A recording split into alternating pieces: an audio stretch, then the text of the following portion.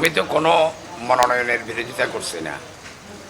আমার দলের কমিটমেন্ট ছিল পলিটিক্যাল ক্যারিয়ার, ফ্যাসিস্ট আমলে জুলুম নির্যাতনের শিকার এবং ফ্যাসিস্ট বিরোধী আন্দোলনে অ্যাক্টিভিটি, শিক্ষাগত যোগ্যতা, ব্যক্তিগত জনপ্রিয়তা সব কিছু মূল্যায়ন করে দল মনোনয়ন দেওয়ার কথা ছিল এবং কমিটমেন্টও দিয়েছিল যে যাকে মনোনয়ন দিয়েছে এই ক্রাইটেরিয়াগুলোর সাথে ওনার সম্পৃক্ততা কতটুকু আপনারাই চিন্তা করে দেখেন। বিরোধিতা তো আমি করছি না। গত শনিবারে অর্থাৎ 22 তারিখ জলদি হাই স্কুল মাঠে, চট্টগ্রাম দক্ষিণের সবচেয়ে বড় মাঠ, লাখ লাখ মানুষ উপস্থিত হয়েছে। ইনারাই মেনে নিতে পারছেন না। আমি ইনাদের মতামতকে শ্রদ্ধা করি, কারণ দলের কমিটমেন্ট ছিল শিক্ষাগত যোগ্যতা, পলিটিক্যাল ক্যারিয়ার, ফ্যাসিবাদ বিরোধী আন্দোলনে অ্যাক্টিভিটি, ফ্যাসিবাদের জুলুম নির্যাতনের খড়গ সহ্য করা, সব কিছু মিলিয়ে দেখে দল মনোনয়ন দেওয়ার কথা ছিল।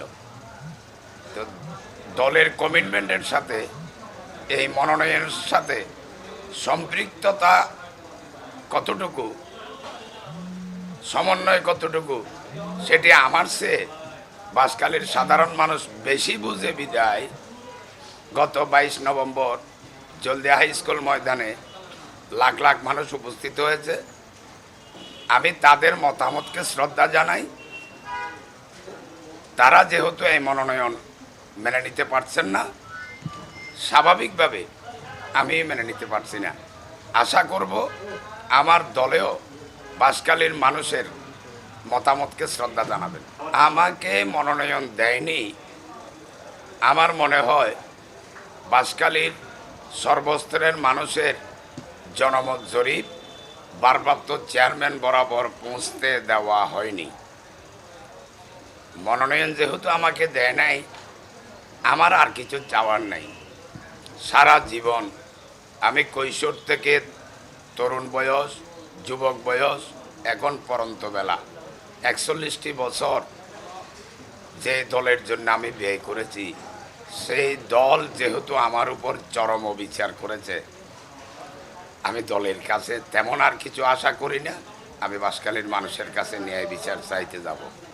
আমি আমার এই 41 বছরের জীবনে আমি দলের জন্য যেমন ব্যয় করেছি, বাঁশখালীর সাধারণ মানুষের জন্য ব্যয় করেছি। দল যদি আমাকে লাথি দেয়, আমি আশা করব বাঁশখালীর মানুষ আমাকে বুকে টেনে নেবে। সুতরাং আপনি বুঝতেই পারছেন, দল তো জনগণ থেকে বিচ্ছিন্ন না। জনগণ যদি আমার সাথে থাকে, দলের নেতাকর্মীরাও ইনশাল্লাহ জনগণের সাথে আমার সাথে থাকবে বলে আমি আশা করি। আমি ছোটোবেলা থেকেই নিরীহ মানুষের পক্ষে কাজ করেছি। আমি পার্লামেন্টে বঞ্চিত, নিষ্পেষিত, নিপীড়িত নিরীহ মানুষের পক্ষে কথা বলতে চাই। এবং আরেকটি স্বপ্ন আমার আছে, সবসময় চট্টগ্রামের প্রতি বিমাতাসুলভ আচরণ হয়। আমি চট্টগ্রামের বন্দর, চট্টগ্রামের স্বার্থ নিয়ে আমি পার্লামেন্টে মুভমেন্ট করব ইনশাল্লাহ। দলের প্রতি আমার শেষ আবেদন হচ্ছে, জনগণই সকল ক্ষমতার উৎস, যেটা শহীদ জিয়াউর রহমানের উক্তি। সেই জনগণের মতামতকে শ্রদ্ধা করুন, জনগণের চাওয়া পাওয়াকে গুরুত্ব দেওয়ার চেষ্টা করুন।